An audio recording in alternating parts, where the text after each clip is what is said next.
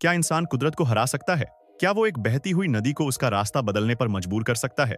या फिर तपते रेगिस्तान के बीचों बीच समंदर का पानी ला सकता है? आप कहेंगे, ये तो किसी साई-फाई फिल्म की कहानी लगती है।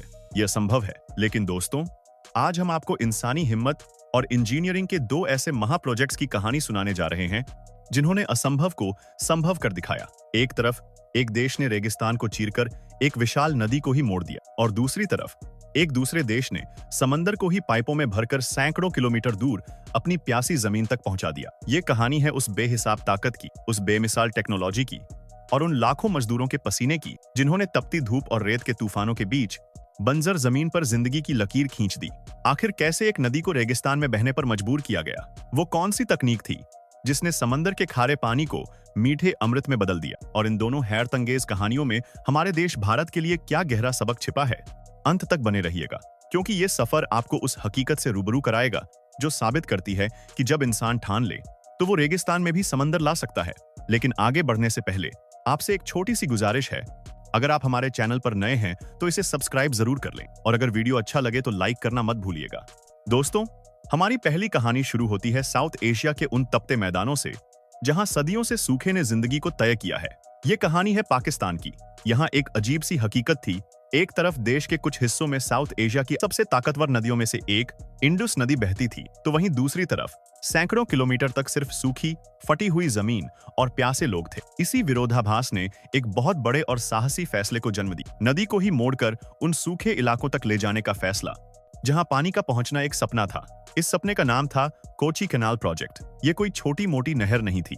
ये एक 499 किलोमीटर लंबी इंसान द्वारा बनाई गई नदी थी, जिसे रेगिस्तान के सीने को चीरकर निकलना था। लेकिन एक नदी को रेगिस्तान से गुजारने का मतलब था अस्थिर मिट्टी, जानलेवा गर्मी और पानी के अपने नियमों से जंग लड़ना। साल 2002 में जब इस प्रोजेक्ट पर काम शुरू हुआ, तो ये इंजीनियरिंग के इतिहास की सबसे बड़ी चुनौतियों में से एक था। सैकड़ों एक्सकवेटर्स और विशाल डंप ट्रक्स ने खुदाई का वो काम शुरू किया जो देखने में नामुमकिन लगता था। आप अंदाजा लगाइए, हर रोज लगभग 70,000 टन रेत और मिट्टी उस जगह से हटाई जा रही थी। 10,000 से ज्यादा मजदूर और सैकड़ों इंजीनियर दिन रात की शिफ्ट में काम कर रहे थे, और ये सब उस जानलेवा गर्मी में हो रहा था जहां दिन का तापमान अक्सर 115 डिग्री फ़ारेनहाइट से ऊपर चला जाता था। लेकिन सबसे बड़ी चुनौती थी इस नहर की ढलान को बनाए रखना। पानी को बिना पंप के कुदरती बहाव से आगे बढ़ाने के लिए नहर की ढलान इतनी सटीक रखी गई थी कि हर एक 100 फुट पर सिर्फ 1 इंच का फर्क हो। इतनी लंबी दूरी पर इतनी सटीकता बनाए रखना किसी चमत्कार से कम नहीं था। सर्वे टीम हर एक 160 फीट पर लेजर लेवलिंग मशीनों से बार बार ऊंचाई जांचती थी, ताकि 1 मिलीमीटर की भी गलती ना हो। खुदाई से निकली ज्यादातर रेत का इस्तेमाल नहर के दोनों किनारों पर ऊंचे बांध बनाने में किया गया, ताकि पानी बाहर ना निकल सके। ये एक मशीनी नदी थी जो एक असली नदी को जन्म देने के लिए रेगिस्तान का दिल चीर रही थी। रेगिस्तान की मिट्टी की एक ही खासियत होती है, वो प्यासी होती है। अगर नहर को ऐसे ही छोड़ दिया जाता तो रेत कुछ ही घंटों में सारा पानी सोख लेती। इसलिए इस प्रोजेक्ट का सबसे अहम हिस्सा था नहर की लाइनिंग, यानी उसे अंदर से पक्का करना। सबसे पहले नहर के तल और ढलानों पर रेत की एक पतली परत बिछाकर उसे समतल किया गया। फिर उसके ऊपर 4 से 5 इंच मोटे कंक्रीट के पैनल बिछाए गए। इन पैनलों के बीच खाली जगह को एक खास तरह के गर्म कोलतार से भरा गया, ताकि पानी की एक बूंद भी रिस न सके।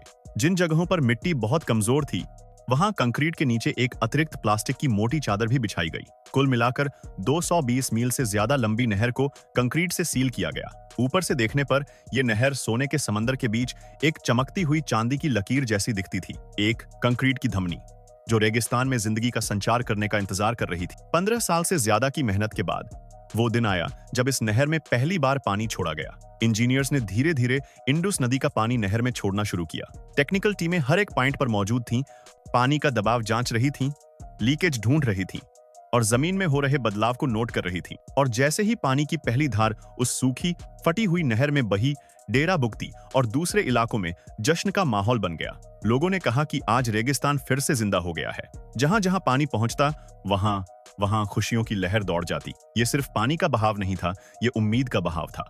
एक ऐसा सपना जिसे किसानों की पीढ़ियों ने अपनी पूरी जिंदगी इंतजार करते हुए देखा था, वो अब उनकी आंखों के सामने हकीकत बन चुका था। लेकिन क्या हो अगर किसी देश के पास मोड़ने के लिए कोई बड़ी नदी ही ना हो? क्या हो अगर चारों तरफ सिर्फ और सिर्फ रेगिस्तान हो? तब इंसान क्या करता है?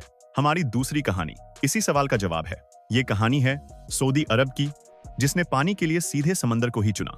उन्होंने फैसला किया कि वो समंदर के खारे पानी को मीठा बनाएंगे और फिर उसे विशाल स्टील पाइपलाइनों के जरिए रेगिस्तान में बसे अपने शहरों तक पहुंचाएंगे। ये प्रोजेक्ट कोची कनाल से भी ज्यादा मुश्किल और महंगा था। यहाँ लड़ाई सिर्फ मिट्टी और गर्मी से नहीं थी, बल्कि समंदर की खारी ताकत से भी थी। इस मेगा प्रोजेक्ट का काम समंदर के किनारे से शुरू हुआ। विशाल पाइपों को समंदर के अंदर बिछाया गया ताकि डिसैलिनेशन प्लांट्स तक लगातार खारा पानी पहुंच सके। जमीन पर सैकड़ों किलोमीटर लंबे पाइपलाइन के रास्ते को जीपीएस और दूसरे एडवांस उपकरणों से तय किया गया। फिर शुरू हुआ विशालकाय ट्रैक वाले एक्सकैवेटर्स का काम, जिन्होंने रेगिस्तान में पाइप बिछाने के लिए गहरी खाइयां खोदी। जहां चट्टानी पहाड़ रास्ते में आए, वहां विस्फोटकों का इस्तेमाल करके रास्ता बनाया गया। पाइप को सीधे खाई में नहीं रखा जाता था। पहले नीचे रेत की एक नरम परत बिछाई जाती थी ताकि पाइप पर कोई दबाव ना पड़े। इसके बाद सबसे मुश्किल काम था स्टील के 18 मीटर लंबे पाइपों को आपस में जोड़ना। इसके लिए ऑटोमेटेड वेल्डिंग मशीनों का इस्तेमाल किया गया, जो एक दिन में 150 जोड़ों को वेल्ड कर सकती थी।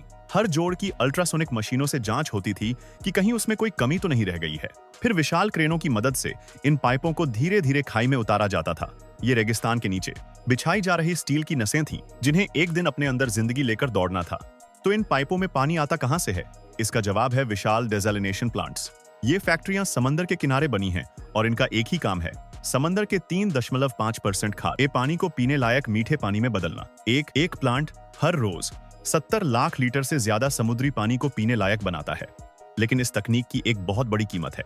इसमें बेहिसाब बिजली खर्च होती है और इस वजह से यहाँ 1 क्यूबिक मीटर पानी बनाने का खर्च लगभग $5 आता है, जबकि दूसरे देशों में यह खर्च कुछ सेंट्स ही होता है।